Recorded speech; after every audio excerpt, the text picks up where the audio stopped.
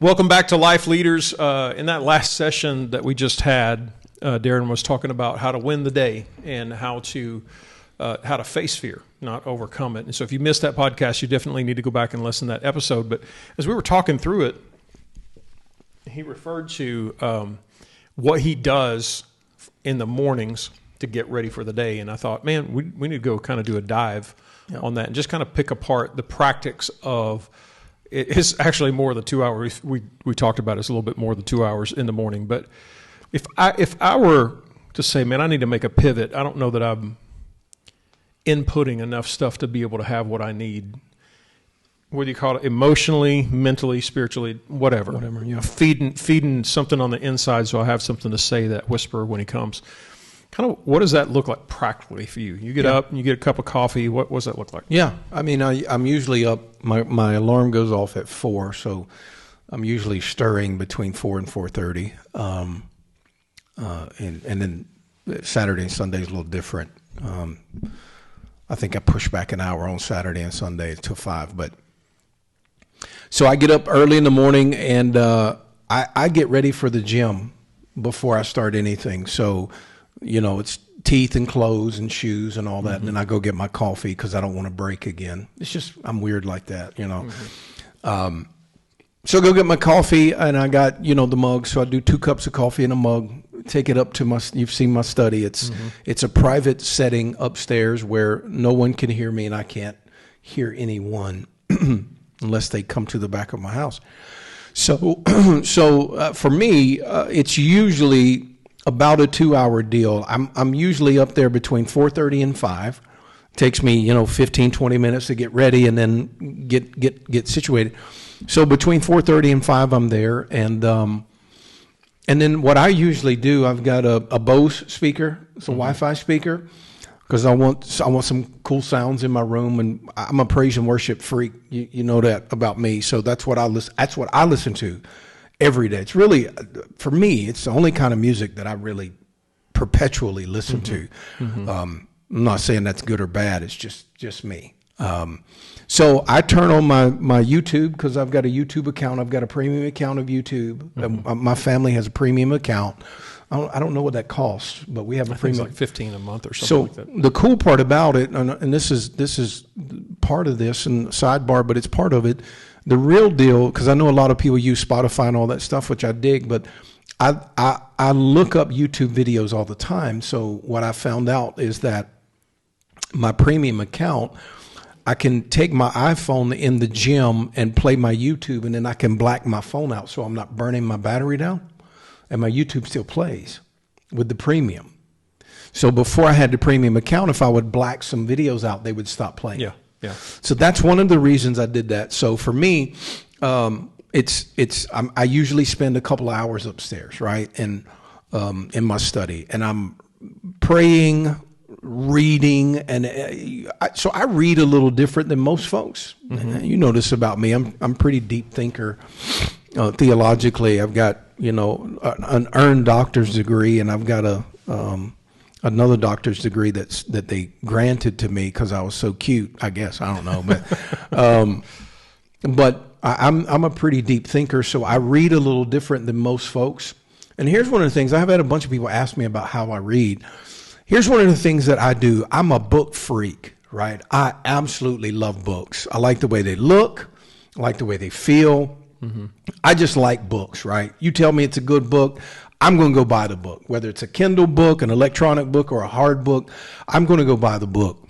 I don't know that I'm going to read it right now, but I'm going to buy it, right?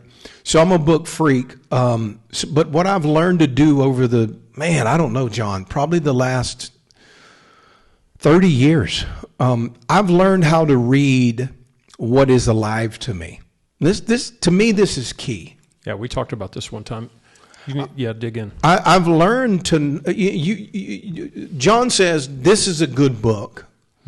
I buy the book, and depending on where I'm at in my reading right now, I either put it in my Kindle. If it's electronic, 90% of my books are electronic now.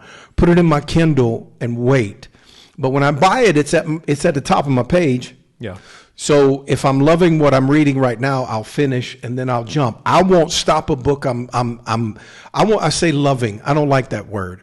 I won't stop if I'm in a book that's talking to me. Mm-hmm. If it's alive in my soul, I won't finish. I won't drop the book. Yeah. So you tell me there's a good book, I'll buy the book, put it in my Kindle, I'll finish what's alive to me.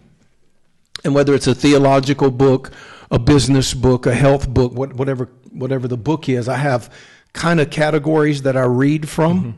and I have categories on days that I read from. So I'm kind of a weird little freak like that. I don't read a lot of business books in the week. That's interesting. I don't. I read more theological books during the week for whatever reason. I read a lot more of my business books on the weekends. And I don't know why that is. It's just become a pattern for me. Interesting. But again, if there's a book that's talking to me, like if I started a business book on Saturday and it's alive in my soul, then I'm going to read that. I'm going to finish the book. Like whatever's alive to me is what I'm reading. So the guy asked me about, how do you read and stuff. This is my biggest deal. I learn from everybody first and foremost. I'm an avid learner, but the second thing is I only consume. It's a big word. I only consume what's alive to me. So I don't consume a book because it's good. I consume it because I started reading it and the preachers would say it started making my baby jump. Yeah. Something inside of me started tagging, this is alive, this is alive, mm-hmm. this is alive. And then I'll consume that book. Yeah. Now I'll scan a lot of books, John, over a month. I'll scan 1 or 2 or 3 chapters of a lot of books that don't come alive, and I'll just push them aside. But when a book comes alive, so I'll read most of my business on the weekend, and when I'm reading this business book, if it's alive in my soul, I'll finish that book Monday, Tuesday, right? So I'll be done with the book. But for me, I'm reading, and I'm different than most folks, Again, I think, so let's go on in. Mm-hmm. I think prayer is a gift. I don't think you can conjure up real prayer. I think that real prayer happens when God comes alive inside of me, the Spirit of God comes alive inside of me and wants to say something through me. I think that's real prayer. Now, I can conjure up words, and I can say words, but Paul said that most of that is sounding brass and tinkling cymbals. In other words, it's religious poppycock. There ain't no meat on that bone right there, Chief. Yeah. So there's a reason I said that. I think, so first and foremost, I think prayer is a gift.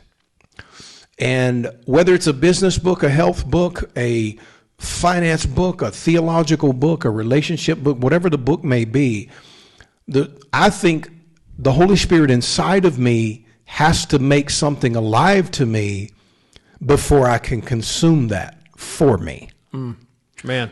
And I don't care what kind of, so most of my church folks just went, that's weird, No, I'm telling you that God is in business and politics and education and religion and everything that you can think of.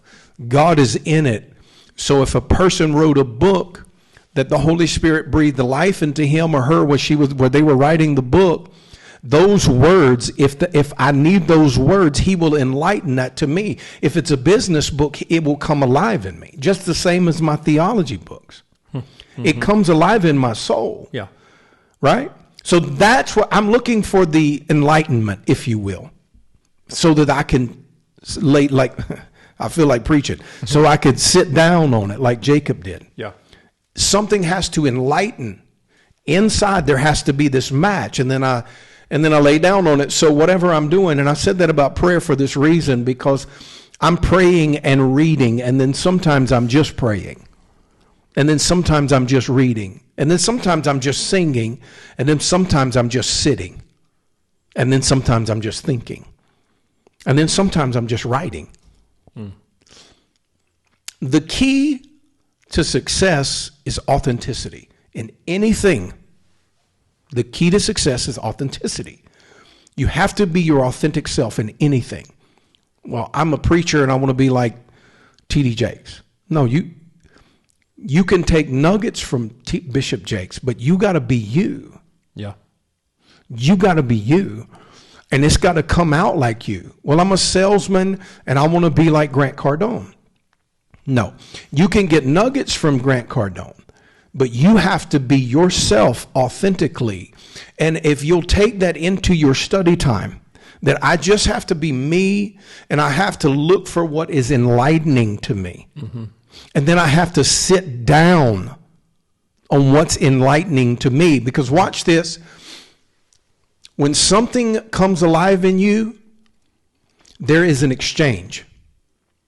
And you're filling up your spiritual bucket with good things. So that's what I'm looking for. So whether I'm praying, writing, reading, singing, whatever I'm doing in my time today, and that could change in, within 5-15 minutes, whatever it is. But that's what I'm doing. So I'm there for 2 hours, most days 2.5, most days 2.5, and then it's straight from there downstairs. Grab me a yogurt, put me some granola into my yogurt, and I'm putting in 25 grams of protein, and getting my creatine in my mixer, and I'm heading to the gym. And then I'm usually nowadays somewhere between 60 and 90 minutes in the gym. And that whole day ends with that whole morning routine starts with a coffee and ends with a protein shake. And then from the protein shake from the gym, back to shower, dress, office. And I'm somewhere between 10 and 11 at the office every day. That's my morning. That's funny. You come straggling in at the office at 11 o'clock. Yeah. You already, most people don't know you already did a full day's work. I've usually done 5 hours worth of work before I get there. But my office time is somewhere between 10 and 4. And when I'm there, it's my second wind. It's my second wind. Like, whether it's 10 o'clock or 10:30, it doesn't matter. This is my second wind, and I'm grabbing my second wind going, okay, let's make some moves today. Let's get some magic done today. Mm-hmm. And then usually, we have something after hours as well that we have to do. Like today, it's 8:30 at night. So, yep. Yeah, but that's how I do it. And when it comes to, I have a lot of people ask me how I read and stuff. So when it comes to that kind of thing, I'm very peculiar about being alert to what's coming alive in me and staying in that zone of this is lighting a candle in my soul. Let me finish that, right? Most of our church folks, I just kind of feel a little something on me tonight, John, so hold on. Most of our church folks get sideways and when I tell them that Tony Robbins has a grace from God and that I've learned more about Jesus than I've learned from most preachers.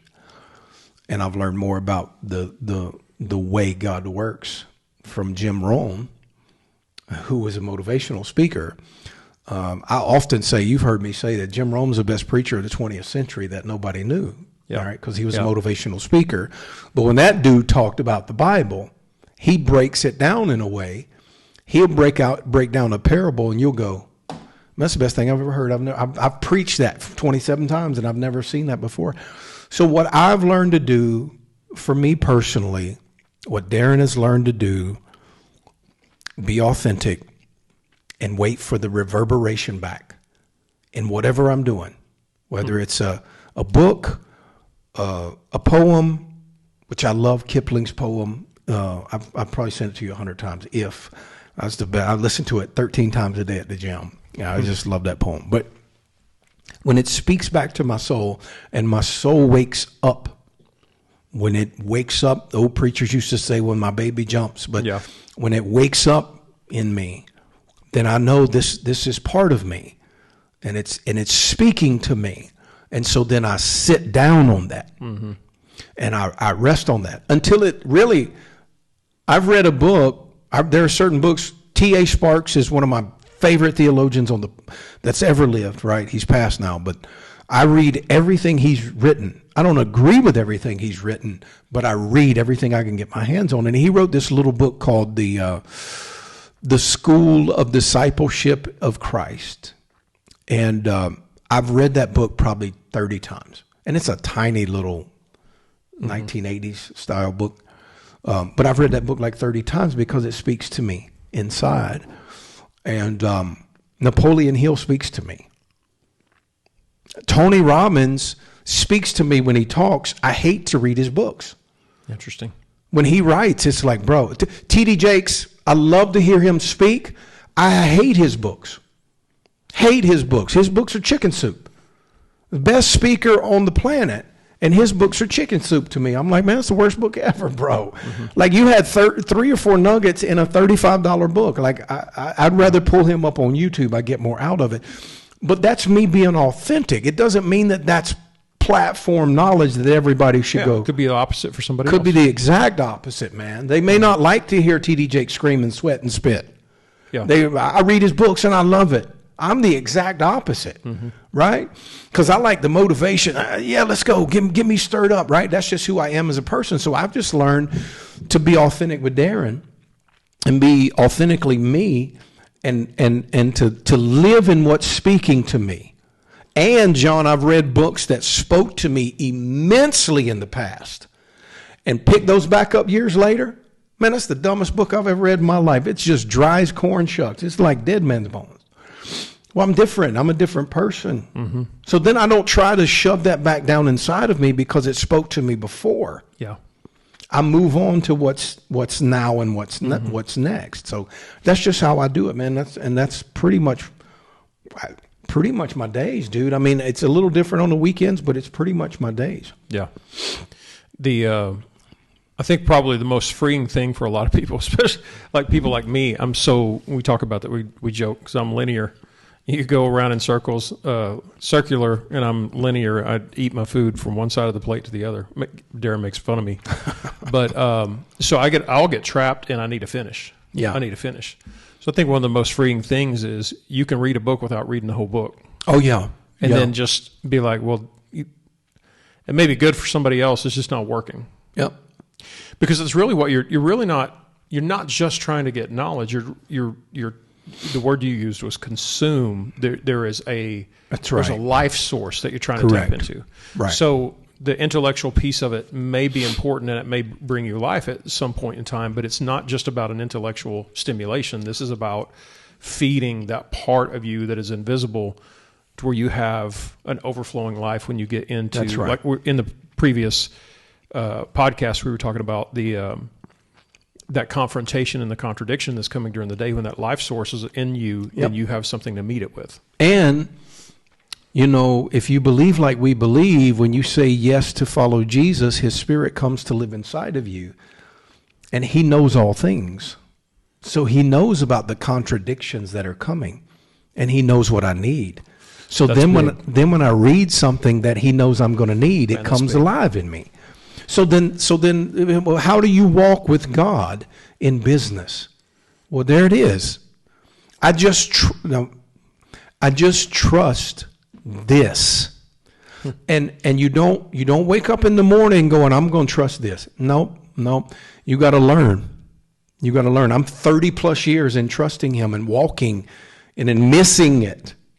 Missing it, blundering. I've done blunders that I thought God was telling me to do, and I've blundered it and embarrassed myself, and go, I don't know what happened. I don't know what happened. One of our professors in my Bible college, and I don't know how we got on this, but one of my professors in my Bible college told me this. He said, sometimes, man, God will tell you to do things just to see if you'll do it, and nothing come out of it. He'll ask you to go pray for somebody just so he'll see if you'll make a fool of yourself and not one single thing happen. Yeah. He did this when that's a hard deal, John, but he did this with Abraham. He goes, I need you to give me Isaac. You know that son I gave you? Yeah. I need to get him on back if you can. I need you to bring him up to me and crucify him and kill him for me and make him a sacrifice. And then Abraham does the process, and if you read the Bible story, Abraham goes through the whole process, and the Bible says it like this. He raised the knife, and God stopped him from killing his son. And he said, now I know that Abraham will not withhold anything from me. So there are certain things. So I said all that because if you believe in Jesus and you have faith in him, then his spirit came to live in you when you said yes to him. And so that spirit lives in me. And so I've learned to just walk with him. How do you know the difference between prophesying at church and prophesying at work? Well, for me, it's the same. Mm-hmm. It may not seem like it's the same language, but it's the same spirit. And I've lived with him so long and said yes to him so many times that we have this sound that I know it's him. So it doesn't matter whether I'm listening to Tony Robbins and he's saying about the 8 values of the human soul that every person needs. I know that's God. I can feel it because it was Chariots of Fire. I feel his smile when I run. Yeah. It's that. It's just that. So success comes from authenticity in that. Mm-hmm. And you can't be authentically you without the one that made you. And he's the potter that framed you, the manufacturer that sent you here from an eternal space into a temporary finite being. He knows what you were framed for. So you got to learn to live with him in the intuitive space, whatever you guys want to call that. None of that stuff matters to me.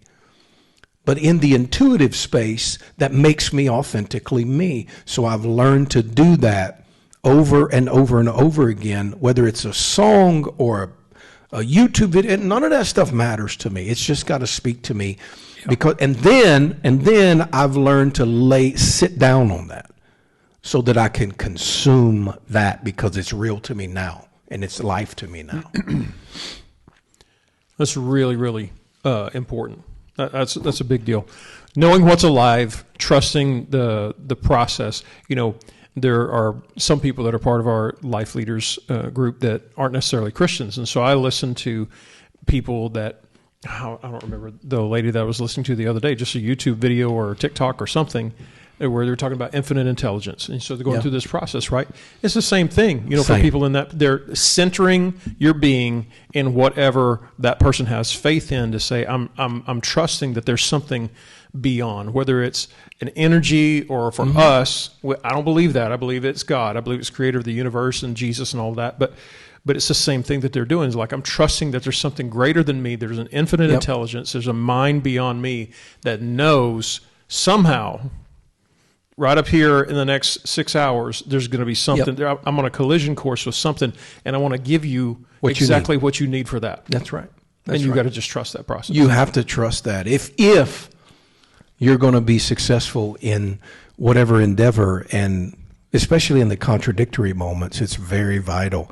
But whatever it is, I don't know how to do that, Darrin. I'm not good at that. That's cool. That's cool. Nobody's good in the beginning. Practice. Trust it once. Practice it again.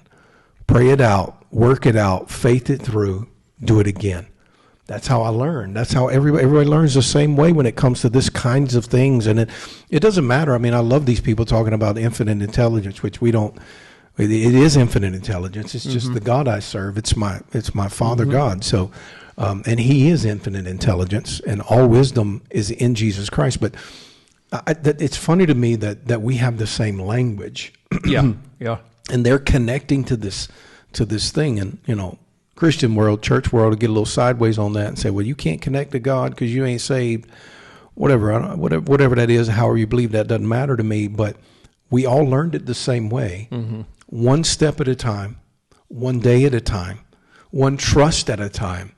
But if you'll trust that intuitive thing that's inside of you and grow it and hone it, it'll teach you things that are coming. And he will prepare you for what's ahead of you, whether it's a contradiction or what we call a blessing. Neither one of them really matter. He'll prep the way.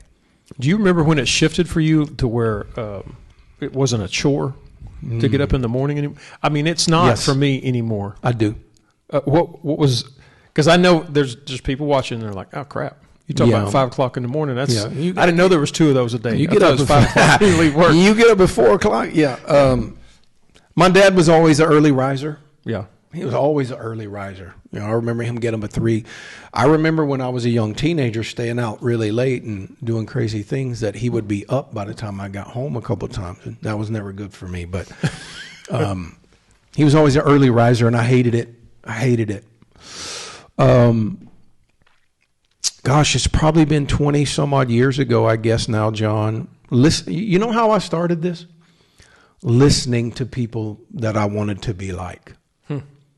Listening to successful people, saying, yeah, if you get up at 7, 8 o'clock, you lost, you're done. I've already smoked you by the time you turn over. That's really how, and then I just committed. It's probably been 20 plus years ago, John. I just committed to doing it, and I had to set an alarm. I think I started at 5:30, something like that. Yeah, it was 5:30, and I just set an alarm. And, dude, it was a struggle for however long, I don't know, maybe 30 days. It was tough. Yeah. And then your body kind of adjusts and goes, okay, you're going to do this. Because then you start getting tired earlier in the afternoons or the evenings. And so then your body readjusts. But now, I mean, I get up at 4 now, between 4 and 4:30 most days. And I started I went from 5:30 to 4:30 because someone challenged me on it.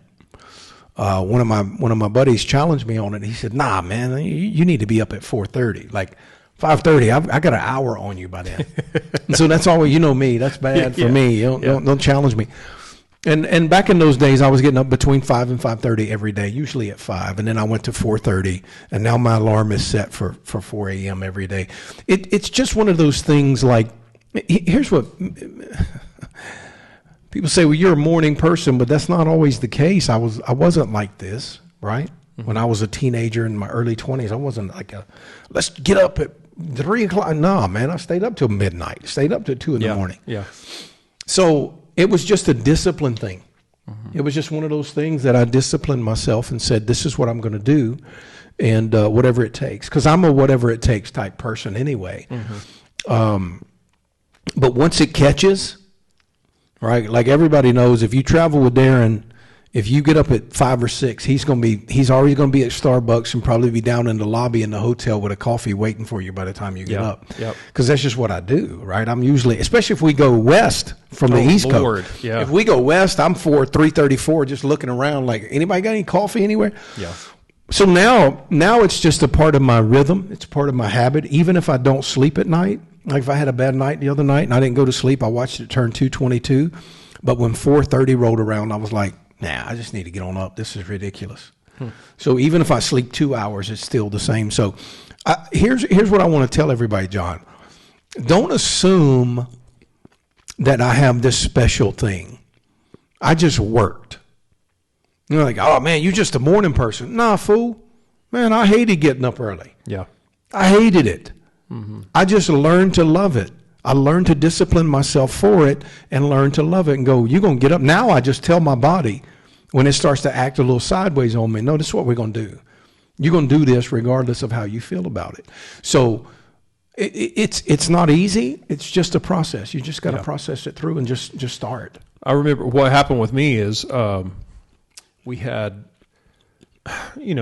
as Christians, you're supposed to have devotion. You're supposed to. And so, it was always sporadic. And I mean, shortest story I could possibly make it. When we moved about 8 years ago to a large city in the United States, pretty large, Houston. And man, during that time, I had dealt with some stuff personally, internally. I was on antidepressants. I was on anxiety medication. So we went to a little conference thing, and I realized something there, that there was this really deep-seated belief that I had deep down in me that was causing all of this. It was a long story, but anyway. And it's like the light came on that this is what that is. I had a friend there, and he started walking with me through this thing. He said, I want to, we'll walk this together. And I said, man, I think I can go after this idea, and I don't know that I'll need this medication anymore. And so his supervision and his friendship, holding me accountable and everything, I started down that path. And what I chose to do is I realized that the place that I was going to deal with that lie was in the morning, spending time with who I believe is my Father, right? And reading what he has to say about me and our relationship, and hearing his voice on a daily basis. So that was my fuel. Yep. So I write when I spend time in devotion. So I write, and I had a journal that I had written some stuff in that I had started in 2001, and it's 2015. I still hadn't even finished this thing. Now I do this pretty much on a daily basis, not every day, but my stack of journals is probably as high as that TV. If you just stacked them one on top of each other, because what happened is I just became an addiction of this fuel that I realized I had already won the day, like you were talking about, and I looked forward to what I believe I was hearing and what I was receiving, and it just shifted. And then what was happening is I was getting up later, and I'd be up for an hour, and everybody else would start coming downstairs and talking to me and disrupting me and interrupting me. And I realized how important it was for me just to be able to be quiet and not have anybody. So I started backing up. And it just, the same thing. It's 4:00 for me, except for Saturday and Sunday. It's 4:00 in the morning. And man, that first 2 hours of the day, with nothing, and nobody wants to talk about anything because they're still asleep.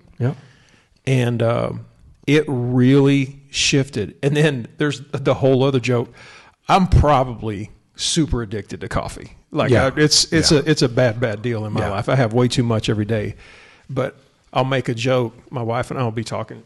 I'll be going to bed because I get a cup of coffee when I sit down to do devotion in the morning. And just sit and spend time. And I would go to bed and I'd be like, you know what? I'm looking about.